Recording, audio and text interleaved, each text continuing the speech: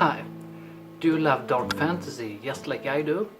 Would you like to hear about the top 3 dark fantasy books on Kindle Books right now? Then you've come to the right place. Be sure to subscribe and stay to the very end of this video, because I also have some honorable mentions that you don't want to miss.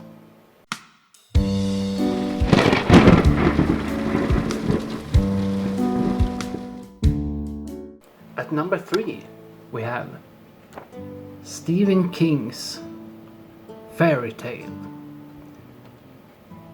Legendary storyteller Stephen King goes into the deepest well of his imagination in this spellbinding novel about a 17-year-old boy who inherits the keys to the parallel world where good and evil are at war.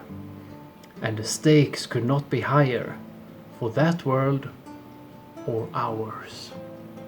A fun fact is also that next week, or depending when you're viewing this video of course, but I have read the parts of Stephen King's Fairy Tale, and videos of that are upcoming. At number 2 we have The Ashes and the Star-Cursed King, Crowns of Nyaxia, Book 2 by Carissa Broadbent. Love is the sacrifice at the altar of power. And at number 1 we have The Serpent and the Wings of Night, Crowns of Nyaxia, Book 1, but also by Carissa Broadbent. For humans and vampires, the rules of survival are the same.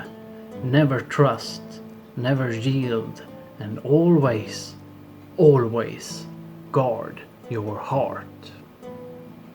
And since number 1 and 2 were from the same author, I also have two honorable mentions. Honorable mention 1 is Lady of Darkness.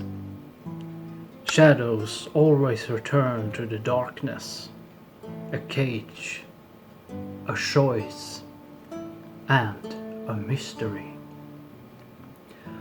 Honorable mention 2, Outcast, The Great Gates, Book 1 by Vanessa Nelson.